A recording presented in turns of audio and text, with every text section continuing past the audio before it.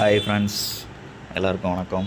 நான் தான் உங்கள் civil engineer V Bharathkumar, Aagan construction, Anna Salai, Trichy. நம்ம சேனலை கொஞ்சம் சப்ஸ்கிரைப் பண்ணி வச்சுக்கோங்க ஃப்ரெண்ட்ஸ். இது மாதிரி பயனுள்ள தகவல் உங்களுக்கு திருப்பி ரிட்டர்ன் ஆகும். நம்ம கம்பெனி வந்து ஐஎஸ்ஓ தர சான்றிதழ் பெற்ற கட்டுமான நிறுவனம். மேலும் உங்களுக்கு விவரங்கள் அறியணுன்னா அண்ணா சாலை நம்ம ஆஃபீஸ் இருக்குது. இது நம்ம ஐஎஸ்ஓ தர சான்றிதழ் பெற்ற இது ஓகேங்களா, சர்டிஃபிகேட்.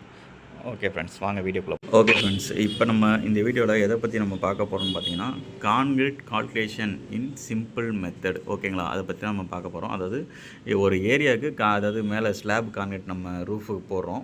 அதுக்கு நம்மளுக்கு எவ்வளோ அதாவது கான்கிரீட் தேவைப்படும், கான்கிரீட்டில் என்னென்ன சிமெண்ட் எவ்வளோ தேவைப்படும், ஜல்லி எவ்வளோ தேவைப்படும், மண் எவ்வளோ தேவைப்படும். இப்போ அப்ராக்சிமேட்டாக நம்ம வந்து 10க்கு 10 ஒரு ரூம் சைஸை எடுத்துக்குவோம். ஓகேங்களா, அப்போ தான் உங்களுக்கு சிம்பிளாக புரியும்.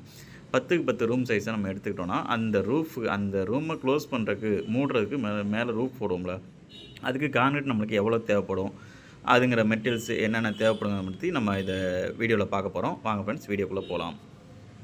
ஓகே ஃப்ரெண்ட்ஸ், இப்போ நம்ம ரூமோட சைஸ் பார்த்துட்டோம், 10க்கு 10. ஓகேங்களா, இப்போ ரூமோட சைஸ் நம்ம வந்து லென்த்து 10 அடி, பிரெத்து வந்து 10 அடி, நீளம் அகலம் 10க்கு 10 அடி இருக்குது. அதை திக்னஸ் ஸ்லாப்னா ரூஃப் கான்கிரீட் வந்து எவ்வளோ திக்னஸ் நம்ம போட போகிறோம் அப்படிங்கிறத வந்து நம்ம பார்க்க போகிறோம்.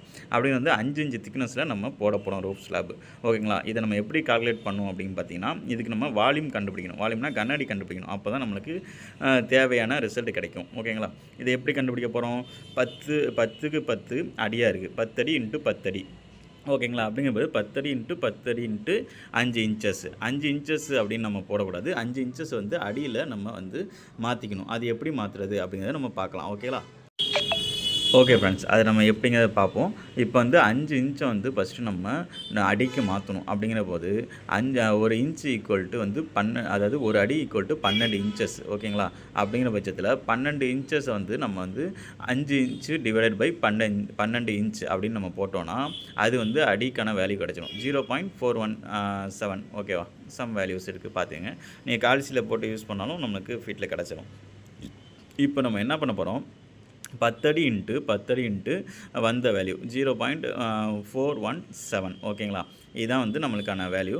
இப்போ நம்மளுக்கு கன அடி கிடச்சிச்சு. இப்போ கன அடி என்ன பண்ணுறோம், M3க்கு மாற்றணும். M3க்கு நம்ம மாற்றினா தான் நம்மளுக்கான கான்கிரீட் திக்னஸ், கான்கிரீட் எவ்வளோ தேவைப்படும். ஏன்னா கான்கிரீட் வந்து மெஷர்மெண்ட்லாம் M3 தான், அது எவ்வளோ தேவைப்படும் அப்படிங்கிறத நம்ம பார்க்க முடியும். ஓகேங்களா, நம்ம இப்போ M3க்கு மாற்றுறோம். அது எப்படி மாற்றணும் பார்த்தீங்கன்னா, வந்த வேல்யூ கனஅடி நம்மளுக்கு எவ்வளோ வந்திருக்கு, 41.7. ஓகேங்களா, இன்ட்டு 0.02831. இது வந்து நம்மளுக்கு மீட்ரு க்யூபுக்கு மாற்றக்கூடிய ஒரு நம்பர்ஸ். ஓகேங்களா, ஒரு ஃபார்முலா.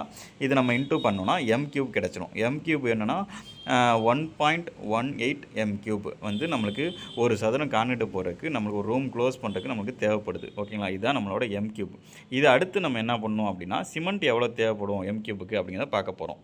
சிமெண்ட்டு எவ்வளோ நமக்கு தேவைப்படும் அப்படிங்கிறத பார்க்குறோம். M3க்கு வந்து ஒரு M3க்கு 7 மூட்டை நம்மளுக்கு சிமெண்ட்டு தேவைப்படும். அப்படிங்கிற பட்சத்தில் நம்மளுக்கு வந்த வேல்யூ எவ்வளோ, 1.18.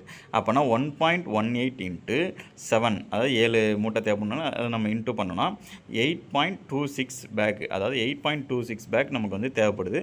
இதை நம்ம அப்ராக்சிமேட்லேயே வச்சுக்கலாம். அப்படி வச்சுக்கும் போது 9 பேக்ஸ். ஓகேங்களா, இப்போக்கு நம்ம வந்து டோட்டலாக வந்து 9 மூட்டை சிமெண்ட் வந்து நம்மளுக்கு தேவைப்படுது. இப்போ வந்து நம்மளுக்கு கான்கிரீட் எவ்வளோன்னு கண்டுபிடிச்சிட்டோம், எத்தனை M3ன்னு தெரிஞ்சு போச்சு. கான்கிரீட் 1.18 M3னா அதில் என்னென்ன நம்மளுக்கு தேவைப்படும், சிமெண்ட்டு, ஜல்லி, மண், அது எவ்வளோ தேவைப்படுங்கிறத நம்ம பார்க்க போகிறோம். அதில் பார்த்தீங்கன்னா சிமெண்ட் எவ்வளோ தேவைப்படும் அப்படிங்கிறதையும் பார்த்துட்டோம். அதை வந்து 9 பேக்ஸ் வந்து நம்மளுக்கு சிமெண்ட்டு தேவைப்படுது. ஓகேங்களா, அடுத்து நம்ம என்ன பண்ண போகிறோம்னா, சாண்ட் எவ்வளோ தேவைப்படும், அடுத்து ஜல்லி எவ்வளோ தேவைப்படும் அப்படிங்கிறத நம்ம பார்க்க போகிறோம். ஓகேங்களா, வாங்க ஃப்ரெண்ட்ஸ், அடுத்து நம்ம என்னன்னு பார்ப்போம். அதுக்கு முன்னாடி சேனல் கொஞ்சம் சப்ஸ்கிரைப் பண்ணி பாருங்கள் ஃப்ரெண்ட்ஸ், கொஞ்சம் பயனுள்ள தகவல் யூஸ்ஃபுல்லாக இருக்கும். அடுத்து பார்த்தீங்கன்னா கான்கிரீட் ரேஷியோ நம்ம என்ன பண்ண போகிறோம், M20 போட போகிறோம். M20யோட ரேஷியோ பார்த்திங்கன்னா 1:1.5:3. அப்படின்னா ஒரு பங்கு வந்து சிமெண்ட்டு, 1.5 வந்து சாண்டு, 3 பங்கு வந்து ஜல்லி. அதுதான் நம்மளுது. சிமெண்ட் வந்து ஒரு பேக் வந்து நம்மளுக்கு தேவைப்படும். அதாவது 1 பேக்கு வந்து 4 பாண்டு. இப்போ வந்து எல்லாத்தையும் பாண்டு, அதாவது சட்டி கணக்கு மாற்றிக்கலாம். ஒரு பேக் சிமெண்ட் வந்து 4 பாண்டு. ஓகேங்களா, அதே மாதிரி சாண்டு வந்து 4 பங்கு அப்படின்னா அது வந்து நம்மளுக்கு 1:5 ரேஷியோ தான் நம்ம தேவைப்படுது. அப்படின்னா 6 பாண்டு ஒரு மூட்டைக்கு தேவைப்படும். அதே மாதிரி ஜல்லி பார்த்திங்கன்னா 12 பாண்டு வந்து ஒரு மூட்டைக்கு தேவைப்படும். அப்படின்னா நம்மளுக்கு தேவையானது 9 மூட்டை வந்திருக்கு நம்மளுக்கு சிமெண்ட்டு. அப்போ நம்ம என்ன பண்ண போகிறோம், இப்போ நம்மளுக்கு வந்து சிமெண்ட் வந்து 9 மூட்டைன்னு பார்த்துட்டோம். அந்த 9×4 அதாவது ஒரு மூட்டைக்கு வந்து 4 பாண்டு அப்படின்னா 9×4 36 பாண்டு நம்மளுக்கு தேவைப்படும் சிமெண்ட்டு.